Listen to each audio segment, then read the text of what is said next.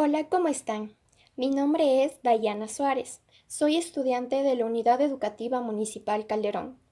Estoy cursando el tercer año de bachillerato. Hoy les voy a presentar una entrevista, siendo Rosaura Mendoza, un personaje de la novela La Emancipada, escrita por Miguel Riofrío y publicada en 1863. Señorita Rosana, para empezar, cuénteme sobre cómo fue su infancia. Buenas tardes. Bueno, mi infancia fue maravillosa. Fui una niña muy feliz. Bueno, ¿qué digo feliz? Fui muy feliz. Claro, todo esto al lado de mi madre, que en paz descanse. Mi madre fue una mujer maravillosa. Ella me educó con mucho amor y recuerdo que me solía leer libros, cuentos y, y su diario. Todo esto a escondidas de mi padre, ya que él era un hombre muy cerrado. Era un hombre muy machista. Bien. Cuénteme, ¿cómo conoció a Eduardo Ramírez y qué relación tuvo usted con él? Eduardo, ay, mi Eduardo.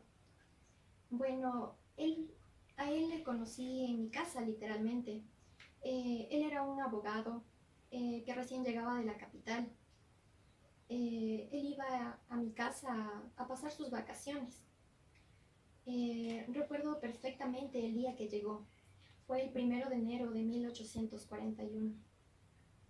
Eh, Recuerdo que mi padre no me dejaba salir a ningún lado, así que ese día me quedé en casa.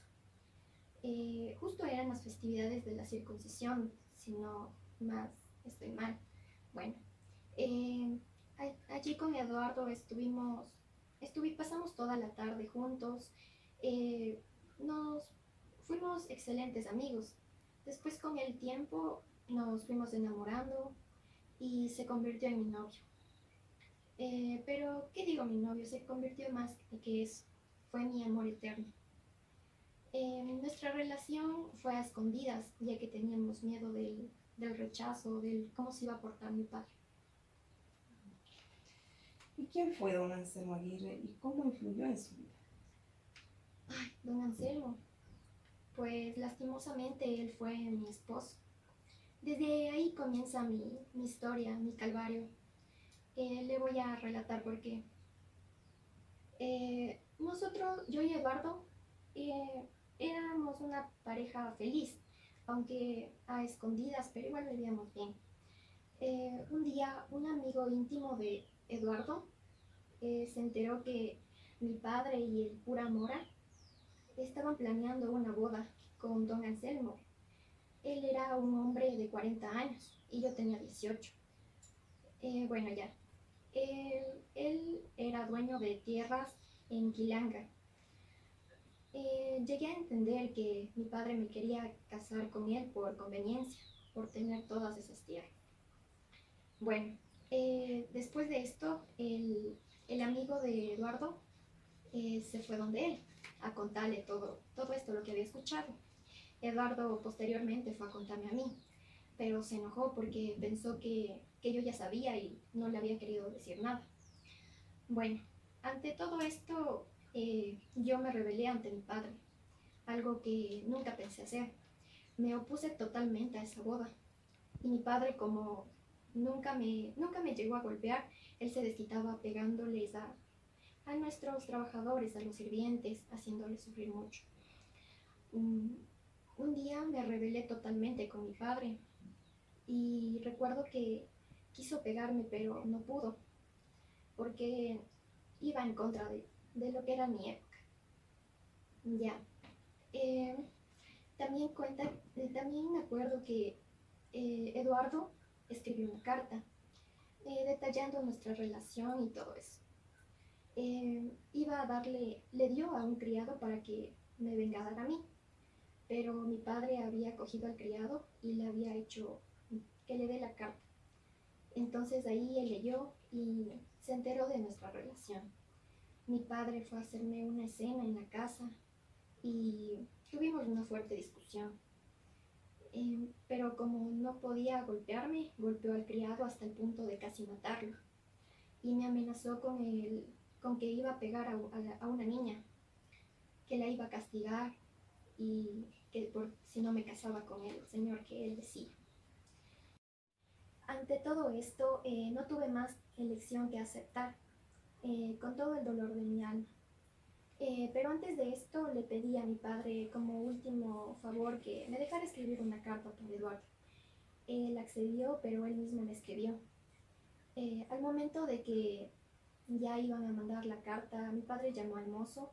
En ese momento yo tuve la oportunidad de poner una nota en la cual le decía a Eduardo que se fuera de la ciudad el 6 de enero, el día de mi boda, y que no se preocupara, que yo nunca iba a ser de don Anselmo.